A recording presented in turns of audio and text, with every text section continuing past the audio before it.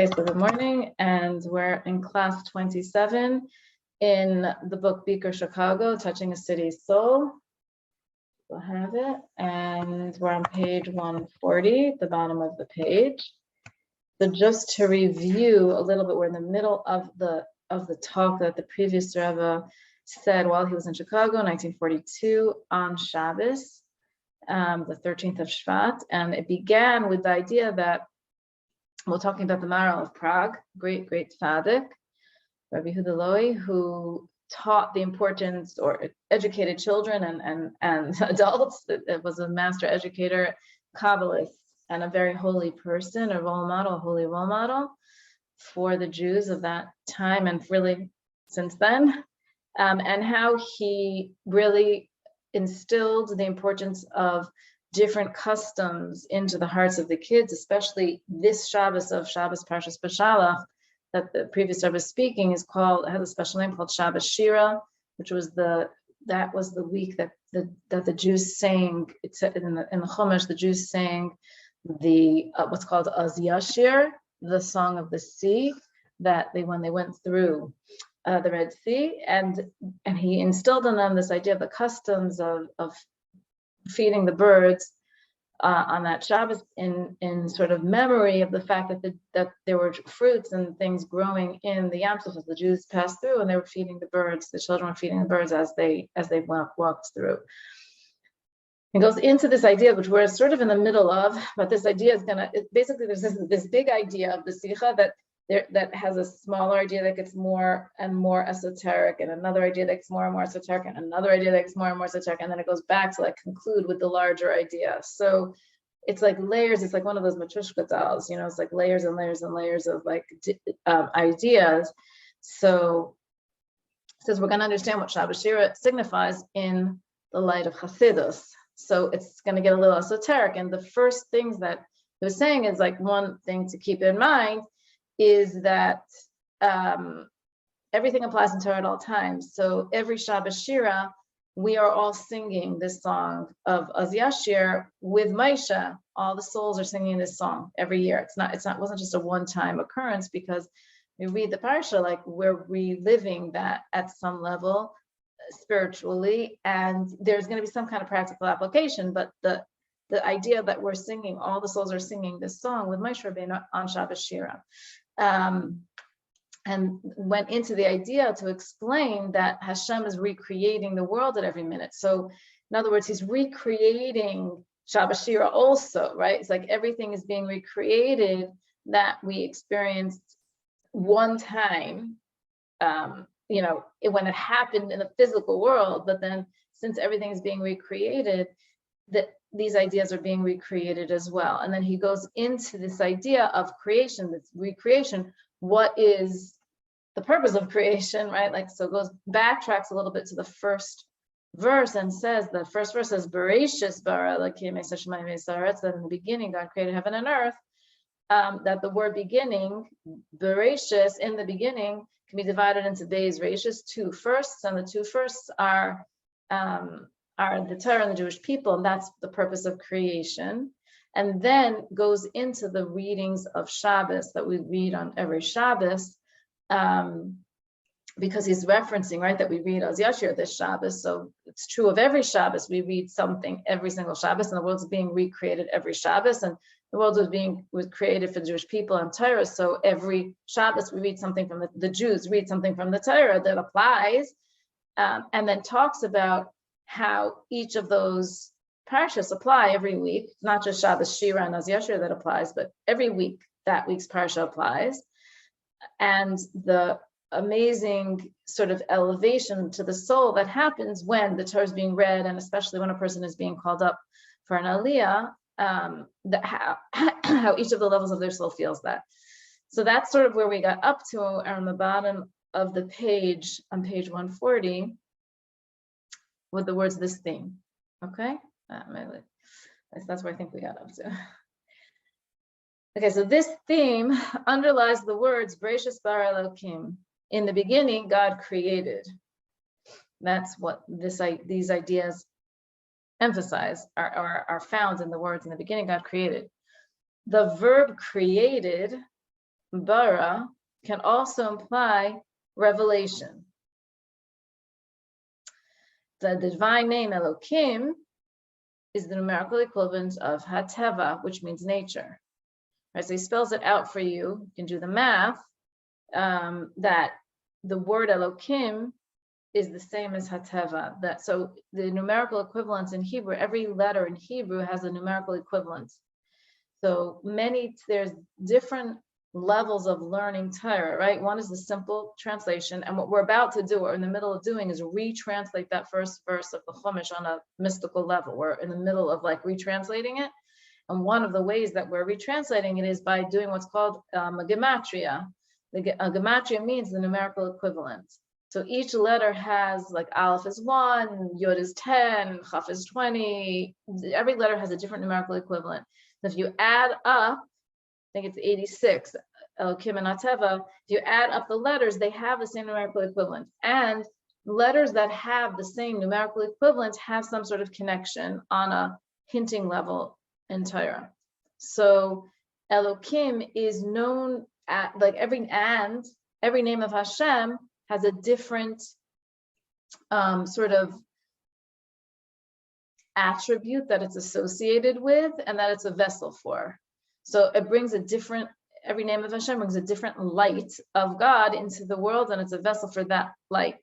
So the name Elokim, which has the same numerical equivalent as the word nature, is the vessel for the godly light that fills the natural world, fills nature. So it seemed to be a lower level of light than the level of creation, because this is a level that's found within nature. Whereas the level of Hashem that created, which is completely the creative energy, is above nature. That's why it could create it.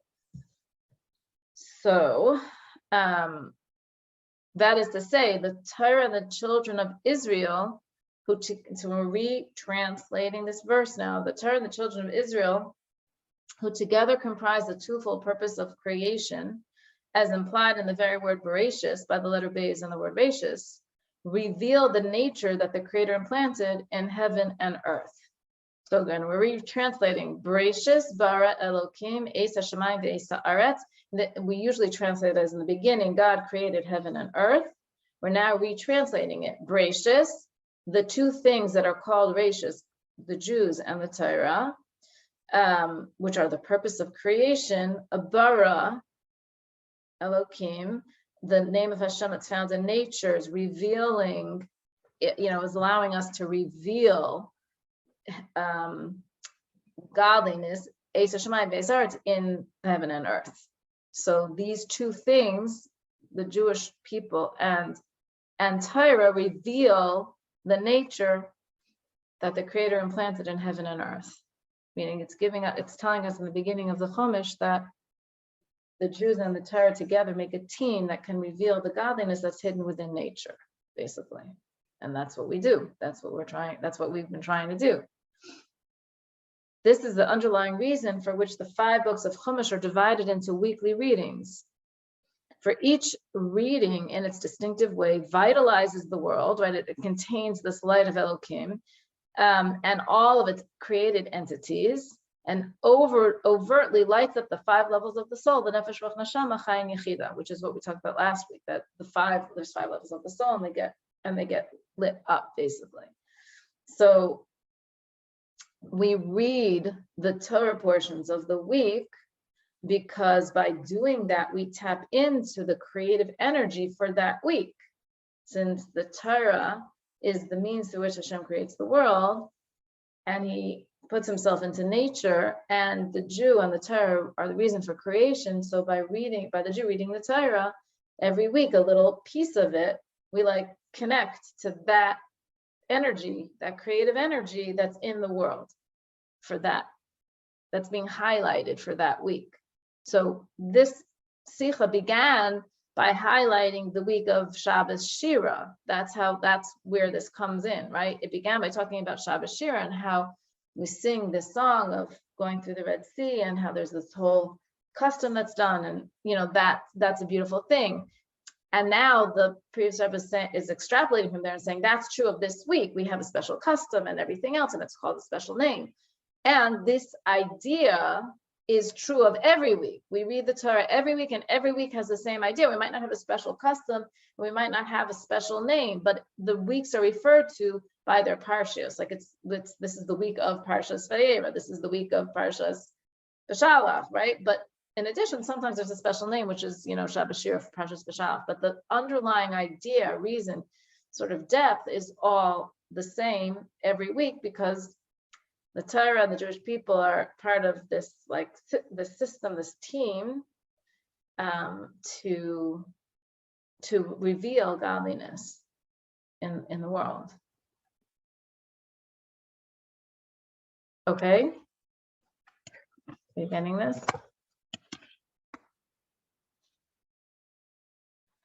Chassidus explains clearly that there's no place that is void of him. This quote from Tikkunei Zohar does not merely mean that God is present everywhere. Doesn't mean that it does mean that, but it doesn't only mean that.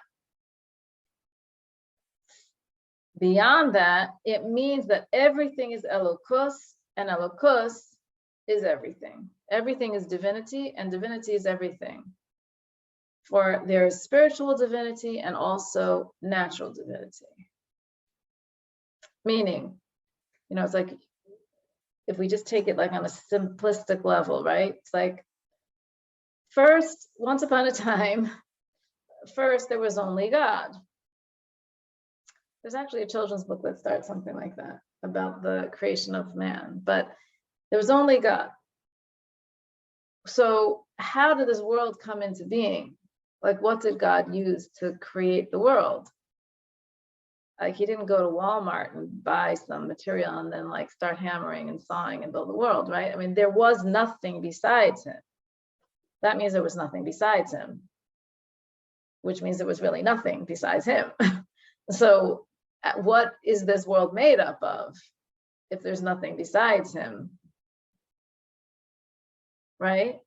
So that's why everything is Elokus, everything is divinity, meaning there's just layers and layers and layers of concealment, which ultimately result in a physical world through gradation and contraction, gradation and, this combination, like it talks about in the Zohar, talks about in the Tanya. It's not a step-by-step process. It's not like you can get from God's infinite essence to this physical world with a million steps. Like, there's no number of steps that can get us there. Has to be contractions, which means there's like a huge jump and all these different Kabbalistic terms and explanations, but there is nothing that is in existence besides Hashem. Nothing's existence is by itself an existence. Everything exists only insofar as God is making it exist.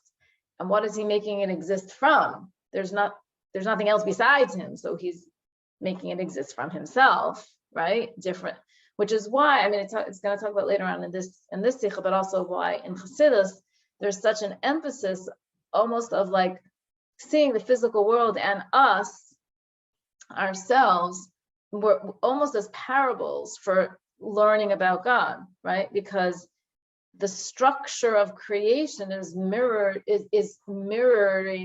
the structure of godliness and God and spirituality and everything else, right? It's like there's I think we mentioned it, I think it was in this class that we mentioned the idea that, right, Sefer Yetzirah, which is called the Book of Formation, attributed to Avram Avinu, talks about the different like structures of creation that are embedded in creation. There's the structure of 4, which is based on the name of Yud-Kei Vav-Kei with the 5 added. That's like that thorn of the Yud. There's the structure of 22, which are the 22 letters of the alphabet that Hashem used to create the world. There's structure of 10, which are the 10 spheres. Like all of those things are embedded in creation. They're the patterns of creation that reflect the godly patterns of Hashem, how he chooses to make himself accessible to us. So everything is reflected in that. So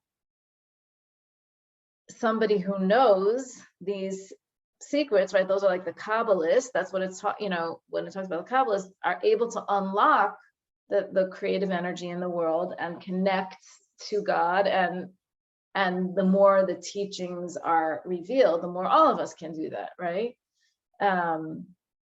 So everything, when it says everything is Elkus and Elkus is everything, it just means that there's not, in other words, there's no place to void of him. Doesn't just mean that he's present everywhere. It means that everything is part of God. Like we exist within God.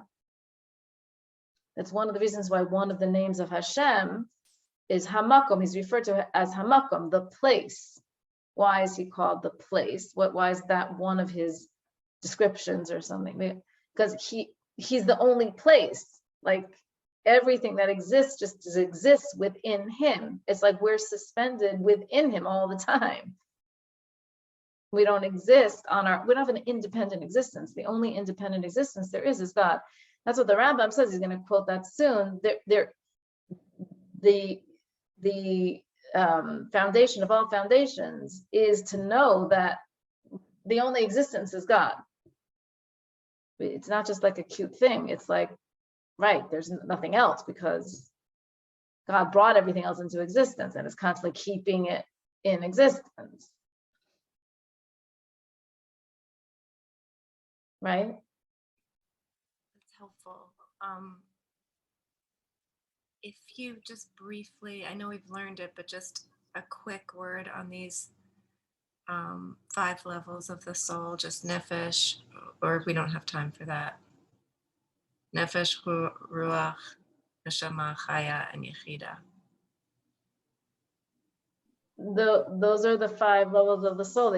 They're different words that were used in the Tanakh to discuss the soul. And the Chassidus says it's not just different names.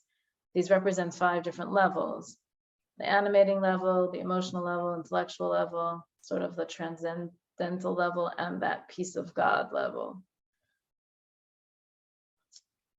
And they're also, that system of 5 is like a system of 4 and 5. That's part of that system of 4 and 5. And we see that also reflected in the world. So the 4 worlds, there's 4 levels of creation in the physical world, like, and with always a 5th, like, sort of added piece to it. So that's like the worlds of Atzilus, Bria, Tzia, and Asiya, which above is godliness, or the 4 levels of creation, which are the mineral kingdom, animal kingdom, a plant kingdom, animal kingdom, human kingdom, and then like the Jewish soul, or it's always like 4 and then 5, 4 and then 5. It's the same thing with the soul, same thing with the name. That's from the name of Yud-Kei Vav-Kei, with the thorn of the Yud. It is so hard, Chaya. It is so hard. I can feel my animal soul screaming, no, I exist. I'm here. I exist. It is so hard to hold both those concepts, or that concept. I mean, even with imagination, it's very, very hard. It's very, very hard. The animal soul is just screaming at me at the moment, saying, no, I'm here. So there. Well, that's part of the point, is that the animal soul is here because God's creating it, but it doesn't have its own independent. It doesn't have its own independent existence, but it is here because God has created it. I understand that. There is a physical world. There is an ego. There is there is all of that. It's just that it doesn't have an independent existence. But we feel ourselves to be independent existences. That's why we have free choice. Right. What you're talking about, I mean, isn't, I forget, you say the Shema. Isn't that exactly what the Shema is, what you're saying? Yeah. Because it's sometimes like I say it, but then you forget this. Or I do. You forget the meaning of it. Right. We rush through it, or we think about it for a minute, and then we go about our day, and then we're like, God is, buy me, give me, take me. Yeah. But contemplating that is this. Right. Is really the meaning of this. Am I on the right track? Yeah. Okay. Thank you. Yeah. That's one of the reasons why we're supposed to say Shema twice a day, to like sort of recenter us, you know, like, hello, we center, hello, we center, you know. I mean, that's the mitzvah of saying Shema in the morning and at night, right? Like, we're supposed to keep, we have to keep reminding ourselves this, because that's what we have to keep reminding ourselves. Right, it is today's Hayom talks about Shema, exactly. Thank you, Rachalaya. Okay, well, on that very esoteric and inspiring note, I am going to actually have to end class for today, but that will be good. We will all hopefully meditate on this idea for the week and come back next week and be able to continue. Okay, have a wonderful week, and Amrit Hashem will see you soon. Okay. Thank you. Okay. Thank you. Everyone, good week, everyone. Good Good week. luck.